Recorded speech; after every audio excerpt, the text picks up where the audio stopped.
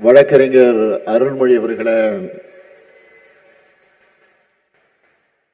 மகளிர் தொண்டரணியின் செயலாளர் ராணி அவர்களை, மகளிரணியுடைய மாநில துணை செயலாளர்களை, மகளிரணியின் செயலாளர் திருமதி எலன் டேவிட்சன் அவர்களை, தலைமை கழகத்தினுடைய நிர்வாகிகளை, ஆற்றல் மிகு மாவட்ட கழகத்துடைய செயலாளர்களை, மகளிரணியுடைய மாவட்ட நிர்வாகிகளை, உள்ளாட்சி அமைப்புகளை சார்ந்திருக்கக்கூடிய பிரதிநிதிகளை, என் உயிரோடு கலந்திருக்கக்கூடிய தலைவர் கலைஞர் அவர்களின் உயிரினும் உயிரான அன்பு உடன்பிறப்புகளை, பத்திரிகை மற்றும் ஊடகத்துறை சார்ந்த நண்பர்களே, உங்கள் அனைவருக்கும் என்னுடைய அன்பான வணக்கம். கருப்பு சிவப்பு கடல் போல லட்சக்கணக்கான பெண்கள், தாய்மார்கள் இப்படி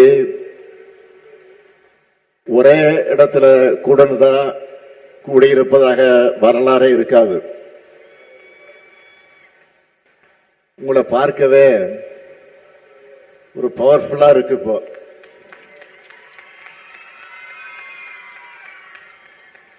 பவர்ஃபுல்லா மட்டும் இல்ல, உமன் பவர்ல திமுக திரும்பவும் பவருக்கு வரப்போகிறது என்பது உறுதியாகி இருக்கு.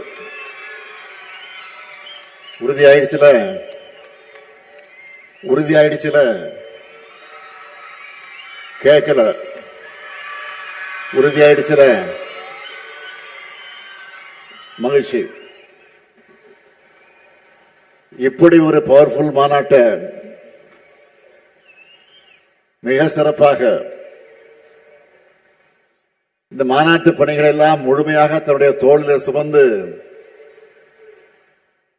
வெற்றிகரமாக நிறைவேற்றி காட்டி இருக்கக்கூடிய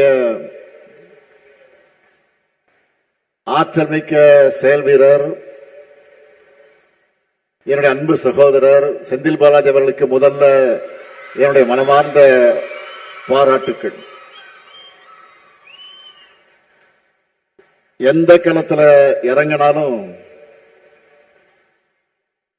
அவருக்கு கொடுத்த பணியை பிரம்மாண்டமா செய்யக்கூடியவர் செந்தில் பாலாஜி அவர்கள். மேற்கு மண்டல மாவட்டங்கள் இருக்கிற மக்களோட அன்பும் ஆதரவும் அவருடைய திறமையும் ஒன்று சேர்ந்து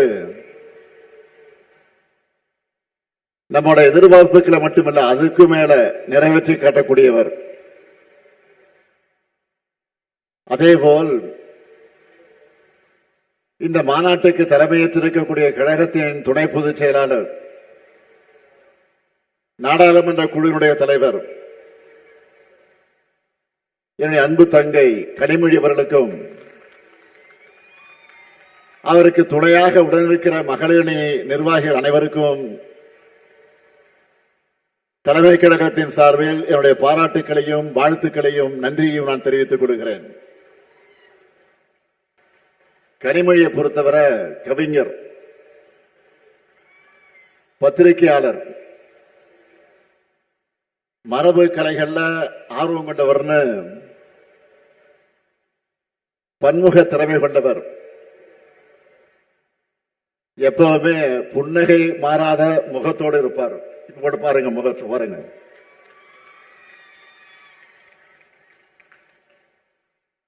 அதே வேளையில் நாடாளுமன்றத்தில் உரிமை குரல் எழுப்பும் போது கர்ஜனை மொழியாகவும் சீருவார். அது மட்டுமல்ல, தேர்தல் வந்துட்டாலே திமுகவுடைய தேர்தல் அறிக்கையினுடைய எப்பவுமே தேர்தல் அறிக்கை தான், திமுகவுடைய தேர்தல் அறிக்கை தான் எப்பவுமே ஒரு ஹீரோ. அந்த ஹீரோவையே தயாரிக்கும் பொறுப்பை இப்ப அவர் ஏற்றிருக்கிறார். கடந்த நாடாளுமன்ற தேர்தலில் அந்த பணியை அவர் செஞ்ச போது முழுமையான வெற்றி பெற்றோம். ஆக நிச்சயம் உறுதியா சொல்றேன், வரும் சட்டமன்ற தேர்தலில் மாபெரும் வெற்றியை பெறப்போகிறோம், அது உறுதி.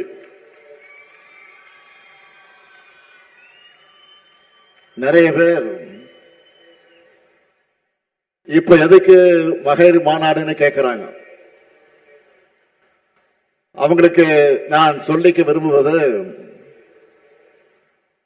பெண்களின் முன்னேற்றமே நாட்டினுடைய முன்னேற்றம். பெண்களின் வெற்றியே சமூகத்தின் வெற்றி.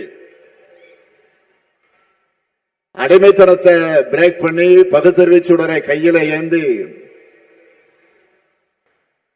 தந்தை பெரியார், பேரறிஞர் அண்ணா, முத்தமிழறிஞர் கலைஞர் கட்டி எழுப்பிய தமிழ்நாடு முன்னேற்ற பாதையில நடைபோடுது. நம்மோட அந்த மாபெரும் லெகசியை பத்தி நம்மளை கேள்வி கேட்கிறவங்க தெரிஞ்சுக்கணும். 1916 நீதி கட்சி தொடங்கினப்போ முதல் கூட்டத்திலேயே ஒரு பெண் கலந்துகிட்டாங்க. அவங்கதான் அலமேலு மங்கை தாயாரம்மாள். அதே போல இன்றைக்கு நாம நூற்றாண்டை கொண்டாடிக்கிட்டு இருக்கக்கூடிய சுயமரியாதை இயக்கத்தை 1925 தந்தை பெரியார் தொடங்கினார். அப்போ மூவலூர் ராமாமிர்த அம்மையார் போன்ற பல பெண்கள் அதில் பங்கெடுத்தாங்க. 1949 திமுக தொடங்கினப்போ சத்தியவாணி முத்து உள்ளிட்ட பலர் கலந்துகிட்டாங்க. 1967 அண்ணா தலைமையில் அமைந்த அமைச்சரவையிலும் அவங்க இடம் பெற்றாங்க. இந்த வரலாறு அத்தனை நான் சொல்வதற்கு என்ன காரணம், ஏன் சொல்றேன்னா, தொடக்கத்தில் இருந்த திராவிட இயக்கத்தில் பெண்கள் முக்கிய பங்கு வகிச்சிருக்கிறாங்க. இந்த மகளிர் அணியுடைய தொடக்கம் எது தெரியுமா? பெண்களுக்கான ஒரு தனி அமைப்பு வேணும்னு பேரறிஞர் அண்ணா அவர்கள் 1956 கழகத்தின் மகளிர் மன்றத்தை தொடங்கினார்.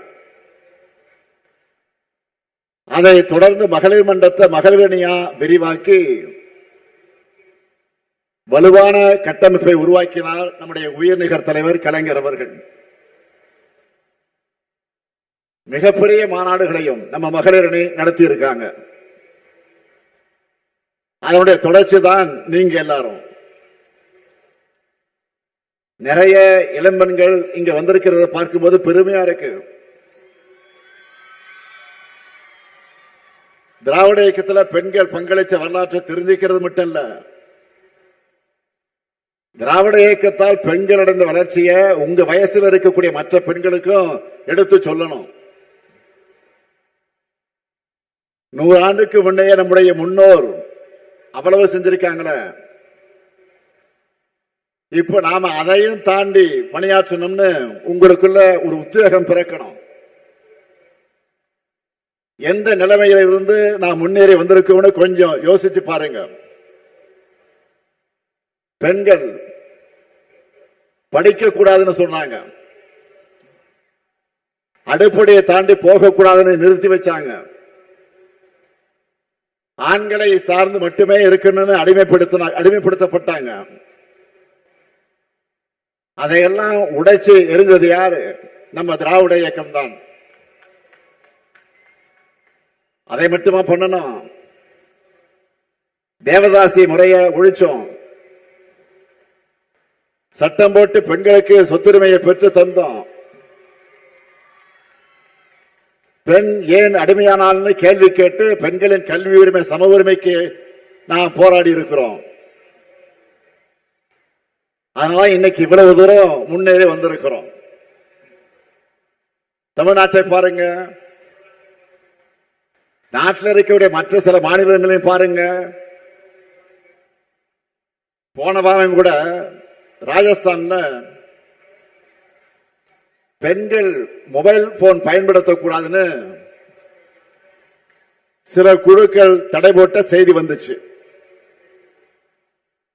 ஆனா நம்ம ஊர்ல ஆப்பிள் போன்களே தயாரிக்கிற தொழிற்சாலைகளை அதை அசம்பிள் பண்றது பெண்கள் தான். திராவிட இயக்கமும் நம்மோட தலைவர்களும் பண்ண புரட்சியோட விளைவுதான் பெண் விடுதலை, மகளிர் முன்னேற்றம். இன்னைக்கு எல்லா கட்சிகளையும் பெண்களுடைய பங்கு குறிப்பிடத்தக்க அளவுக்கு இருக்கு. அதுக்கும் நாம ஏற்படுத்தின விழிப்புணர்வு தான் காரணம். ஆனா வளர்ந்த நாடுகள் கூட எங்கேயுமே பெண்களுக்கான போதிய பிரதிநிதித்துவம் இன்னும் கிடைக்கல. உள்ளாட்சி அமைப்புகள்ல பெண்களுக்கு 33 விழுக்காடு இடஒதுக்கீட்டு நிறைவேற்றினார் நம்முடைய தலைவர் கலைஞர் அவர்கள். 50 விழுக்காடு இடஒதுக்கீடு சட்டத்தை நடைமுறைப்படுத்தக்கூடிய வகையில நகர்ப்புற உள்ளாட்சி தேர்தலை நாம் ஆட்சிக்கு வந்து நடத்தணும். தமிழ்நாட்டில் இப்போ பெண் மேயர்கள் தான் அதிகம். உள்ளாட்சியில் உங்களுக்கு கிடைச்சிருக்கக்கூடிய அதிகாரம் நாடாளுமன்றத்திலும் சட்டமன்றத்திலும் கிடைக்கணும். அதுதான் திமுகவுடைய லட்சியம். அதுக்காகத்தான் 33 விழுக்காட்டுக்காக தொடர்ந்து போராடுகிறோம். 2017 தலைநகர் டெல்லியிலே இதுக்காக நம்ம மகளிர் அணி சார்பில் போராட்டம் நடத்தப்பட்டுச்சு. நாடாளுமன்றத்திலே தங்கை கனிமொழி இதுக்காக அழுத்தமாக குரல் கொடுத்தார். தமிழ்நாட்டுடைய குரலாக மட்டுமல்ல, ஒட்டுமொத்த இந்திய பெண்களின் குரலா நாடாளுமன்றத்தில் கனிமொழி பேசினாங்க. தேவையே இல்லாத நிபந்தனையோடு பெண்களுக்கான 33 விழுக்காடு மசோதாவை ஒன்றிய பாஜக அரசு நிறைவேற்றியிருக்கு. தேவையா இல்லாத நிபந்தனையோடு நிறைவேற்றியிருக்கு. அது எப்போ நடைமுறைக்கு வரும் சொல்ல முடியாத நிலைதான் இருக்கு இன்றைக்கு. இது எதை காட்டுது? ஆபரேஷன் சக்சஸ், ஆனா பேஷன் டெட் சொல்லுவாங்கல்ல, அப்படி இருக்கு அவங்களுடைய செயல்பாடு. பெண்களாகிய உங்களுக்கு நாடாளுமன்றத்திலும் சட்டமன்றத்திலும் அதிகாரம் கிடைப்பதை பாஜக விரும்பல. அதனால பெயரளவுக்கு மசோதாவை நிறைவேற்றிட்டு காலத்தை கடத்துறாங்க. ஆனா நம்ம திராவிட மாடல் ஆட்சியை பொறுத்த வரைக்கும் இது பெண்களுக்கான ஆட்சி. மகளிர் எல்லோரும் இன்னைக்கு அவ்வளவு மன நிறைவா மகிழ்ச்சியா அதிகாரத்தோடு இருக்காங்க. இந்த கூட்டத்தில் என்னோட அம்மாவை போல நிறைய பேர் இருக்கீங்க. எனக்கு சகோதரிகளாக நிறைய பேர் இருக்கீங்க. ஏன் என்னோட மகள்களாக எத்தனை பேர் வந்திருக்கீங்க.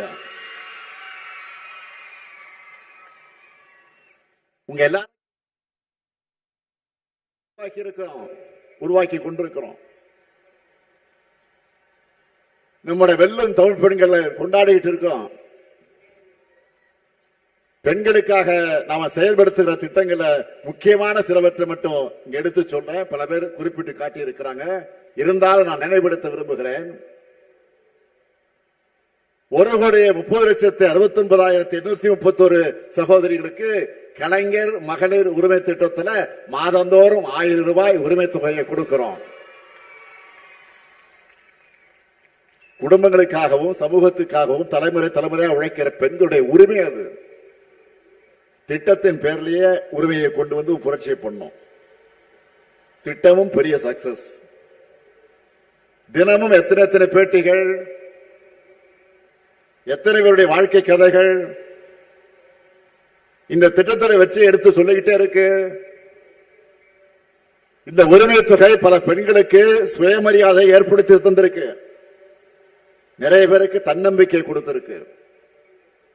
நிறைய பேர் இதன் மூலமா சிறு தொழில் தொடங்குறாங்க. இதுவரை ஒவ்வொரு குடும்ப தலைவிக்கும் நாம மொத்தம் 28,000 ரூபாய் கொடுத்திருக்கிறோம். இது சமூகத்தில் மிகப்பெரிய அளவில் பாசிட்டிவ் இம்பாக்டாக உருவாக்கி இருக்கு.